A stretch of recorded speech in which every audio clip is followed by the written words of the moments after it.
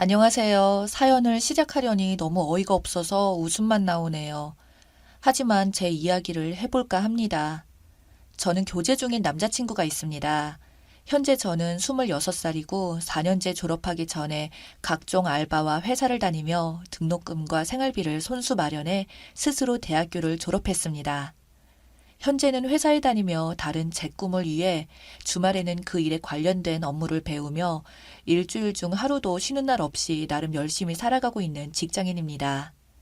목표를 정해놓고 알차게 살자는 생각도 있고 욕심이 워낙 많은지라 틈틈이 쇼핑몰을 하면서 용돈 벌이도 하고 있습니다. 결론적으로 말씀드리면 쓰리잡 중이고 그 쓰리잡을 하면서도 틈틈이 남자친구를 만나면서 연애도 하고 있죠. 물론 시간이 많이 없는 저를 위해 남자친구가 제 시간에 맞추어줘서 저와 연애를 했고 저를 많이 도와주었습니다. 남자친구에 대해서 간단히 말씀드리자면 남자친구는 군대 가기 전에는 공부에는 전혀 관심 없는데 그냥 친구들 좋아하고 술 좋아하는 돈 벌어서 여자들한테 다 주고 술 마시고 학교에는 전혀 관심 없는 그런 친구였는데 군 제대 후 정신을 차려 전문대에게 입학하고 변한다고 했을 당시 공부머리가 좋은지 금방 정신을 차리더라고요. 조금만 정신 차려 공부하니 장학금을 받아서 자격증도 많이 따고 집에서는 웬일인가 싶어 거의 버렸다시피 했던 남자친구에게 갑자기 급 관심과 기대 심리가 갑자기 작용한 것 같았습니다. 이번에 4년제 편입까지 하면서 남자친구 부모님들은 더욱 아들에게 신뢰감이 높아졌고 27살 늦은 나이에 대학교 3년이라는 타이틀을 뒤늦게 안고 공부에 매진하는 모습이 안쓰러우면서도 대견하게 느끼신 것 같습니다. 그러던 중 남자친구의 부모님께서 저의 존재를 아시게 되었고 여자친구의 존재가 매우 궁금하셨나 봐요. 틈만 나면 사진 보자, 어떤 친구냐고 물어보시다가 결국 결혼할 생각 있으면 집에 초대하라고 얼굴이나 보자고 하셨다고 합니다. 저희 집에서 아직 전혀 결혼 생각하지도 않고 있을 뿐더러 남자친구는 학생이고 남자친구와 저도 30살 넘어서 결혼하자고 생각하고 있었기 때문에 갑작스런 남자친구의 부모님의 호출은 너무 부담스러웠습니다. 자연스럽게 만났다거나 쿨한 분위기에서 약속을 잡은 것도 아니고 계속해서 저를 물어보시다가 결혼 이야기를 물으시면서 만나자고 하니 말이죠. 남자친구는 편하게 그냥 밥 한 끼 하면 된다고 부담 갖지 말고 그냥 편하게 가자고 저를 설득하더라고요. 남자친구도 엄마에게 저를 너무 소개시켜주고 싶어 하더라고요. 뭐, 다 지나간 일이지만 남자친구는 이때까지 만난 여자친구들이 다 고졸학력, 무시하는 건 아닙니다. 담배 피우고 그런 사람들이었다고 하더라고요. 예전 여자친구의 사진을 잠깐 본 적이 있는데 그때 봤던 그 이미지도 조금 많이 노는 느낌? 그 부류였습니다. 또 그 중에는 잠깐 동안 동거를 한 여자도 있고 심지어는 소중한 생명을 없애는 경험도 있다고 하더라고요. 그런 여자들을 만나다가 그냥 평범하게 나름 열심히 사는 저를 만나서 아, 이 여자구나 싶었나 봅니다. 본인에게도 어느 정도 영향을 끼쳤고 스스로도 변하는 걸 느끼면서 삶의 방향도 바뀌었기에 저로 하여금 부모님께 변화된 모습을 다시 한번 보여주고 싶은 것도 있었던 것 같습니다.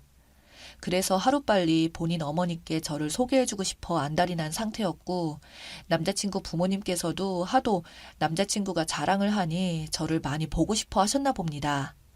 많이 부담스러웠지만 그래도 이왕이면 잘 보이고 싶어서 2주일에 걸쳐 준비를 했습니다. 우선 남자친구 부모님께 처음 인사드리는 거니 선물을 고르는 것에 신경을 썼어요. 부담스럽지 않은 범위 내에서 명품 립스틱을 고르고 인절미를 좋아하신다고 하셔서 유명 떡집을 검색해 놓았고요. 단아한 느낌으로 원피스도 사서 준비하고 머리도 미용실 가서 드라이하고요. 예의범절 이런 거 검색하기도 하고 특히 젓가락질 제가 젓가락질을 많이 못해서 고치려고 엄청 했습니다. 연습까지 했어요. 저한테 뭐 물어보실지에 대해 미리 답변들 생각하고 각종 카페나 인터넷을 돌아다니며 자료 수집하며 마치 면접을 준비하듯 예상 질문을 생각해 두었어요. 어떻게 하면 이뻐 보일지 얼마나 많이 준비를 했는지 머리가 어지럽고 긴장도 되더라고요. 아직 많이 부족했지만 나름 신경도 많이 쓰고 남자친구는 편하게 오라고 괜찮다고 하는 성화에 어쨌든 남자친구 집에 가게 되었습니다. 남자친구 부모님 직업을 언급할 순 없지만 사회적으로 봤을 때 알아주지도 않고 많이 힘든 그런 일을 하십니다. 부모님과 남자친구 방이 너무 좁다 하여 들어가 보지 않았고 밖에서 있다가 같이 저녁 식사를 하러 가게 되었습니다. 남자친구 부모님과의 2시간 동안 식사 자리에서 저 5마디에서 10마디 했을 겁니다. 아무도 관심 가져주지 않고 저 혼자 남의 가족 외식 자리에 낀 듯한 기분이었습니다. 거기까지 좋습니다. 낯가림이 저도 심하니까요. 처음 딱 보시자마자 위아래로 훑는 느낌이 딱 들더라고요. 천천히 살펴보시기도 하고 다른 사람을 만났을 때 특히 처음 만났을 때 그런 시선으로 보는 것이 예의가 아닌 줄 알고 있습니다. 하지만 뭐 어르신이고 제가 많이 궁금하셔서 뜯어보시는구나 하고 넘겼습니다. 그런데 정작 몇 마디 하시지 않으시더라고요. 그러다 남자친구가 엄마, 내 여자친구 키 크지? 라고 물으니 글쎄, 네가 워낙 커서 그렇게 큰지 모르겠다 하더군요. 저 167cm입니다. 참고로 남자친구 어머님 150cm 정도 돼 보이더군요. 또 제가 얼마 전에 집을 한 채 했는데 제가 집 산 부분을 남자친구 어머님께서도 아십니다. 그 집을 산 주제를 가지고 하시는 말씀이 예, 요즘 집은 절대로 사면 안 돼. 살려면 땅을 사야지. 땅 안 사고 집 샀다고 계속 뭐라 그러시더라고요. 집은 하나같이 다 미분양이고 남아 도는데 집을 사면 어떡하니 뭐 어쩌고 저쩌고 이렇게 30분을 집을 사면 안 되는 이유에 대해 말씀하시더라고요. 물론 혼내는 말투로 하신 건 아니지만 첫 만남에 계속 훈계 아닌 훈계를 들으니 어지러웠습니다. 그리고 사실 땅은 현금 유동성도 없지 않습니까? 제가 무슨 안정적으로 집 돈을 투기하려는 목적도 아니고 앞으로 개발 지역이라 하여 제가 살 집을 산 건데 저도 나름대로 생각을 가지고 산 건데 너무 그렇게 안 좋게 말씀하시니 마음이 좋지 않았습니다. 계속 듣는 와중에는 내가 내 돈으로 산 건데 당신들이 왜? 이런 생각까지 들더군요. 물론 다 잘 되라고 하신 말씀일 테지만 좀 섭섭하더군요. 뭐 솔직히 대화도 많이 못했는데 이 외에도 무슨 말씀을 하시면 살짝 가시가 있는 듯한 아무튼 저한테 눈길을 많이 안 주시고 2주 동안 이것저것 준비한 제가 참 부끄러웠습니다. 더구나 저를 그렇게 보고 싶다고 하셨으면서 흔하게 하는 질문도 거의 없으셨고 어색한 분위기 속에 밥을 먹고 헤어졌습니다. 그렇게 집에 가서 헤어지고 나중에 안 사실은 남자친구 어머니께서 저를 많이 안 좋게 보시는 것 같더군요. 이유인 즉슨 첫째, 애가 너무 못생겼다. 네가 아깝다. 둘째, 부모님 이혼하신 거 엄청 마음에 안 든다. 셋째, 직업이 전문직이 아니라 마음에 안 든다. 공무원이나 교사, 의사, 안정적인 직업이었으면 좋겠다. 이렇게 남자친구에게 말했더라고요. 선 봐라, 선자리 알아봐 준다고 말했다는 거예요. 참 그 말 듣고 입이 딱 벌어지고 어이가 없어 눈물도 안 나왔습니다. 첫째, 저 이쁜 거 절대 아닌 거 압니다. 키 167에 어디 가서 못생겼다는 소리 안 들어봤고 남자친구 사귀면서도 대시 여러 번 들어왔습니다. 그렇다고 돈 모은다고 찌질하게 옷도 안 사입고 화장도 안 하는 그런 못 꾸미는 여자도 아닙니다. 그래서 마음에 안 드시는 이유로 외모를 꼽았다는 것이 너무 기가 막히더라고요. 아무리 제 아들이 잘나 보이고 그래서 상대적으로 제가 부족해 보인다 하더라도 억지처럼 느껴져서 화가 나더라고요. 물론 아무리 제가 못생겼다고 한들 그것이 마음에 안 드는 이유가 될 수 있는 건가요? 둘째, 부모님 이혼하신 거 거기에 태클 걸고 들어가면 저는 할 말이 없습니다. 부모님 이혼이 제 의사대로 한 게 아니니까요. 물론 저희 엄마 나중에 저한테 해댈까봐 이혼 미루고 참고 또 미루고 그렇게 10년을 못된 아빠와 함께 살다가 마지막에 아빠 때문에 병이 나셔서 저를 위해 참고 참았지만 끝내 어쩔 수 없이 이혼을 하셨습니다. 저는 거기에 대해 엄마 원망 절대로 안 하고 엄마도 여자인데 아빠 같은 사람 만난 거 정말 같은 여자로서 엄마가 너무 불쌍합니다.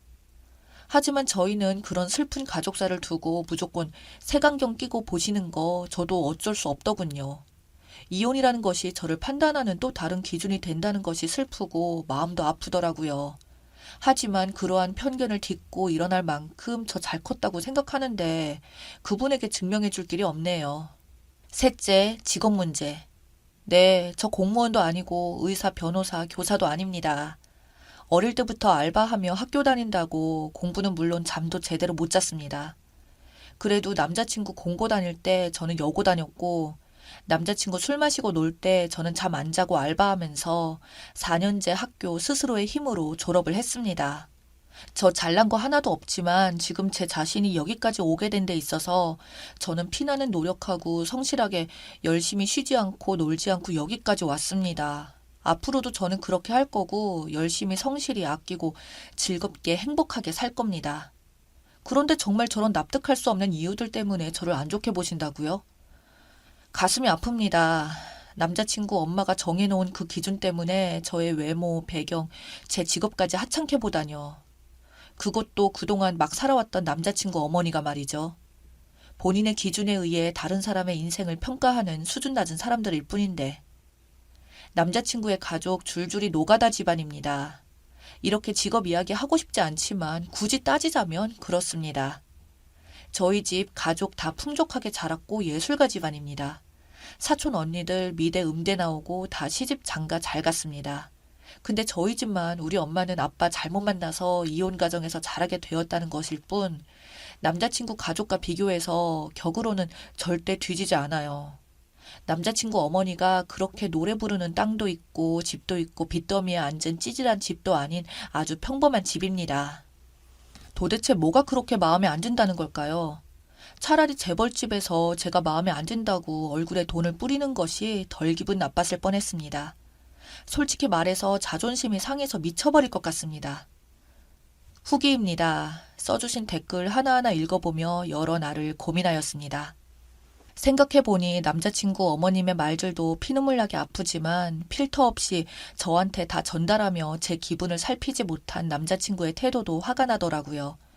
결혼할 마음은 당연히 없었지만 결혼을 떠나서 당장 연애도 이어가지 못할 만큼 믿음이 사라지더라고요. 이혼 가정에 아픔이 있는 여자친구에게 엄마가 했다는 말을 그대로 전달하며 상처를 주는 남자친구가 앞으로도 그러지 않는다는 법도 없고 본인도 그걸 빌미로 저한테 상처를 주겠죠. 또 댓글에 써주신 대로 과거를 무시할 수 없는 건데 전 여자친구와의 동거, 생명을 업제는 이런 사실을 알고 바로 끝냈어야 하는데 그 무책임한 행동을 남자친구의 과거일 뿐이라고 현실을 부정했던 것 같습니다. 그 과거도 모두 남자친구의 한 부분인 건데 그래서 결국 헤어졌습니다. 너희 엄마가 원하는 아들 휘어잡는 빼어난 외모와 잘 자란 환경에 교사나 공무원 직업 가진 그리고 땅을 가진 여자 만나서 잘 살라고요. 그리고 나도 너희 엄마 얼굴, 말하는 품격, 직업이 별로라서 널 못 만나겠다고 말했죠. 주제도 모르는 사람하고 엮이고 싶지 않아서 헤어질 마음에 할 말 다 하고 돌아서니 속이 시원하더라고요.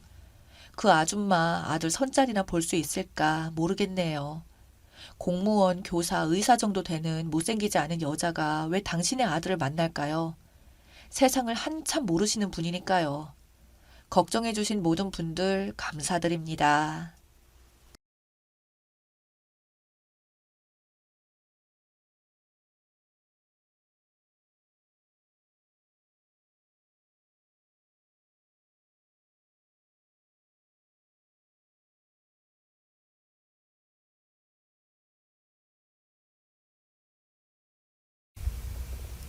안녕하세요. 저는 30대 후반 초혼이고요. 7살 아이 하나가 있는 남편과 결혼한 지 1년 조금 더 넘어갑니다. 저도 연애 꽤나 했던 사람인데 사귀는 남자들마다 찌질한 남자들이라 비혼으로 살자 결심했는데 남편을 만나게 되었고 결혼하게 된 케이스입니다. 제가 이혼하고 재혼이 아닌 초혼이기에 결혼 생활이 처음인지라 모든 게 서툴렀지만 뭐든 열심히 하려 했습니다. 아이 딸린 남자와 결혼을 한다는 사실에 친정 부모님께서 마음에 걸려 하셨지만 평생 비혼 선언한 딸내미가 결혼을 한다니 잘 살려고만 하시고 축복해 주셨어요. 문제는 결혼 전부터 아랫동서가 대놓고 저를 무시한 듯한 말을 해왔고요. 제가 눈치가 빨라서 남들 볼 때는 잘하는 척 하면서 앞에서는 저를 위아래로 째려보는 것도 다 알았죠. 참고로 저희 남편과 시동생은 쌍둥이 형제입니다. 아랫동서가 결혼 전부터 저를 이상하게 비꼬고 깔아뭉개는 듯한 발언을 해서 기분이 안 좋았지만 그러려니 하고 참았습니다. 남편의 재혼 상대인 저에게 동서가 처음 만난 자리에서 동서는 먼저 이혼한 제 남편의 전 부인이 미친년이라며 자기랑 이렇게 만난 첫날부터 싸웠다는 둥, 자기가 제 남편한테 전 부인과 이혼하라고 했다는 말을 하기에 어리둥절했고, 이혼하라고 말하는 것도 좀 이상해 보이긴 했지만 그런가 보다 했습니다. 그러면서 결혼 전부터 만나기만 하면 동서는 저보다 잘났다면서 저를 깔보는 듯한 말을 하기 일쑤였죠. 어떤 때는 자기는 점을 봤는데 자기 때문에 100억대 부자가 된다고 하기에 그럼 쌍둥이니까 저희도 괜찮지 않겠느냐 물어보니 부인에 따라 다 다른데 우리는 못 살 거라며 기분 나쁘게 한 적이 한두 번이 아니었는데 그냥 그것도 그런가 보다 하고 넘어갔죠. 문제는 결혼 후에 시댁 제사에 가면서부터 벌어졌는데요. 아랫동서는 제가 형님께 15만 원 드리면 자기는 30만 원 드리고 제가 50만 원 드리면 자기는 100만 원을 드리면서 동서는 일 끝난 후에 늦게 나타나면서 일은 다 시켜먹고 형님을 시켜 저를 시집살이 시키고 뒤에서 재미있어 하고 했고 제가 형님한테 이유 없이 혼나고 있으면 뒤에서 동서가 재미있어 하는 게 정말 속이 상했습니다. 한 번은 시댁에서 김치 담그러 오라고 해서 형님이 빨리 내려오라고 했기에 빨리 내려가서 배추 150포기를 밭에서 뽑아 다듬어 씻어놓고 나머지 재료를 다시 준비하고 추운데 밖에서 벌벌 떨면서 일을 다 해놓으면 동서는 다 끝난 후에 나타나더군요. 그런데 형님이 더 웃긴 건 늦게 온 동서를 혼내기는커녕 형님은 아랫동서와 힘들다면서 저보고 김치 잘 안 씻었냐고 혼을 내시고는 제 김치 담아 가려고 김치 담는데 김치 속 넣지 말라며 남편은 밖에 보내놓고 제게 막 소리 지르는데 제 앞에서 동서 입에만 고기 삶는 건 맛있냐며 챙기시고 제게는 김치 속 넣지 말라고 했는데 넣었냐고 마구 소리 지르시고 뭘 집어 던지시는 등 도가 지나치시더군요. 나중에 알게 된 사실은 동서가 50만 원 정도 김치 담으라며 따로 형님에게 주었다더군요. 제가 당하는 모습을 동서가 지켜보면서 아주 얼굴에 광대 승천하며 재미있어 해 하면서요. 또 한 번은 제가 형님 도와드리려고 빨리 갔는데 그때는 동서와 뭐가 잘 안 맞았는지 형님이 동서에 욕을 하시면서 동서가 형님에게 형님도 앉아서 일하지 말고 쉬라고 너 다 시켜먹고 있으라고 했다고요. 그때는 신혼초였는데 화가 났습니다. 그리고 위에 동서와 쌍둥이 아래 동서가 둘이 이렇게 따돌려서 전부인이 집에서도 있지 못하고 밖으로 나가서 동네를 돌아다녔던 게 아닌가 싶더군요. 저렇게 시집살이를 시키고 둘이서만 쏙닥쏙닥거리면서 없는 사람 취급하고 빨리 불러서 일 다 부려먹고 아랫동서 오면 아랫동서만 이것저것 챙겨주고 앞에서 무시하는데 이걸 어떻게 버티나요? 아랫동서가 어른들 시켜서 저를 집요하게 괴롭히길래 아랫동서에게 그냥 제가 다 잘못했다 하고 풀어보려고 해도 그때뿐이지 형님 꼬드겨서 저를 시집살이 시키고 재미있어라 하고 그것도 모자라 제가 나중에 해도 너무해서 한마디 했더니 남편을 따로 불러서 저랑 이혼하라고까지 말했다네요. 제가 뭐 바람을 피웠나요? 집안 살림 똑바로 하고 아끼고 살면서 시댁에 빨리 가서 도와주고 욕만 얻어먹는데 게다가 동서는 형님이랑 알고 지낸 세월이 많다면서 전부인한테 하던 버릇 그대로 하면서 온갖 수작을 다 부리더군요.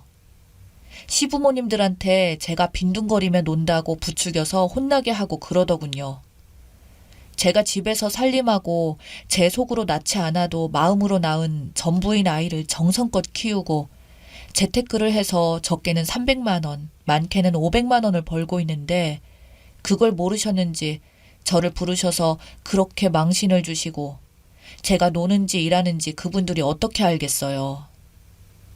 동서는 여우처럼 이리저리 꼬시고 가만히 있지 말고 시집살이 좀 시키면서 이 사람 저 사람 꼬셔대는 통에 제가 살 수가 없는데 동서는 모르는 척하면서 사람 가지고 놀고 있는 모습이 참 가관이더라고요.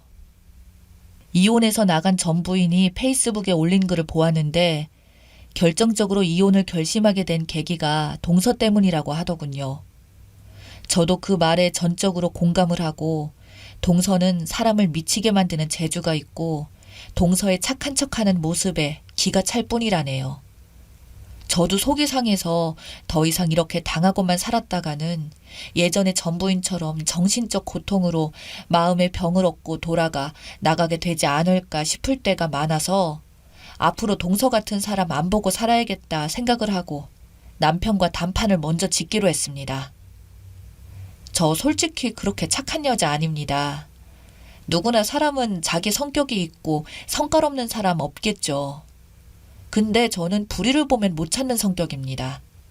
전 남자친구들과 헤어지고 비혼을 생각하게 된 계기도 남자들이 다들 찌질하고 돈이랑 등쳐먹으려고 하고 바람 피우고 하니 성깔 보여주면서 뒤집고 헤어진 거고 이럴 거면 비혼으로 살겠다고 결심했던 겁니다. 제 잘못으로 처음부터 성질 부린 적 없습니다. 참다 완전히 끝내고 생각하고 뒤집었습니다. 그런데 저도 40이 가까워지니 내가 하고 싶은 대로 성질 부리면서 살면 안 되겠다 싶어서 최대한 성격 고쳐보자 해서 참고 살았던 겁니다. 결혼하고 나서 1년은 정말 꾹 참았습니다. 남편 불러서 나 원래 비혼이었던 거 알지? 내가 이 나이에 연애해서 애 낳은 것도 아니었고 당신과 연애하고 아이도 잘 따르고 전에 만났던 남자들과 다르게 당신이 책임감 있어서 결혼한 거야. 그런데 결혼해서 보니 당신은 책임감이 있었던 게 아니더라? 남자가 책임감이 있다는 건 자기 식구를 지킬 줄 알아야 하는 거야. 지금 동서가 하는 행동이 도를 넘었어. 난 더 이상 참을 수가 없어. 당신이 이제부터 전적으로 내 편을 들어주면 난 당신과 살 거고 아니면 이 자리에서 도장 찍어 라고 했습니다. 남편이 이혼은 자기 생에 한 번뿐이고 절대 다시는 이혼할 수 없다고 합니다. 뭐 이러면 게임 끝이죠. 이번에 또 김치한다고 저를 부르더라고요. 부모님 드릴 것도 같이 한다고. 이번엔 300포기 한다고 하네요. 또 지난번처럼 저를 불러서 부려먹을 계획을 하면서 고소해 하겠구나 했습니다. 그래서 저 간다고 했습니다. 그랬더니 3일은 해야 하니 일찍 오라고 하네요. 저를 돈 안 주는 도우미로 3일 내내 부려먹고 김치값이라고 또 돈 내놓으라고 하겠죠. 간다고 하고 그날부터 전화기 꺼놨습니다. 물론 안 갔죠. 얼마나 나를 부려먹으려고 했는지 일할 사람도 따로 안 부르고 작정을 했었나 봅니다. 제가 안 가니 갑자기 부를 일손도 없고 욕이란 욕을 하면서 결국 동서 보고 빨리 오라고 고래고래 난리가 났었나 보더군요. 요령 피우면서 저를 부려먹고 갑질하려던 동서는 당황하면서 남편한테 전화 오는데 남편도 안 간다고 하고 연락 두절해버렸죠. 그 후로 저 제사나 김장 일절 안 간다고 했습니다. 김치랑 음식도 얻어오지 않을 거고 가지도 않을 거라고요. 갑자기 종이 없어지니 노발대발 형님과 동서가 쌍으로 난리네요. 그렇게 합이 잘 맞으니 앞으로의 집안 행사는 둘이서 알아서 하라고 절대 안 가겠다고 명절이고 뭐고 일절 도우미 안 하겠다. 남편과 아이만 갈 거고 명절 음식값 돈 보내는 거 일체 끊겠다고 하니 약이 올라서 저희 집에 처음으로 왔어요. 문 안 열어주려다가 할 수 없이 열어주니 갑자기 제 뺨을 때리고 머리채를 잡더니 흔드는데 제가 가만히 있었겠어요? 이게 날 건드린 거죠. 저 배구 선수였거든요. 소나기 힘이 장난 아니에요. 저 머리채 잡는 순간 제 소나기 힘으로 낚아채서 동서 머리채를 아예 전부 흔들어 놨습니다. 제 뺨 한 대 때렸다가 자기 뺨은 떨어져 나갈 정도로 강스파이크로 맞았으니 정신없이 얼얼했을 겁니다. 사람도 봐가면서 건드려야죠. 일방적으로 당할까 하다가 가족 간의 폭행을 돈으로 해결할 것도 아니고 눈에는 눈, 이에는 이죠. 쌍방 폭행이고 자기가 먼저 쳤는데 자기만 억울하게 당한 거죠. 처음에 기세 좋게 쳤다가 안 되겠으니 동서는 형님 보고 경찰 부르라고 하고 남편이랑 경찰서 가서 쌍방으로 해결은 했지만 그 자리에서 동서는 또 저런 년이랑 어떻게 사냐고 이혼하라고 난리치니 남편이 난 더 이상 이혼할 수 없으니 재수씨 내 결혼 생활 참견할 생각 말고 내 얼굴도 다시 볼 생각하지 말아요 라고 하고 왔습니다. 남편을 내 편으로 만드니 한 방에 해결되더군요.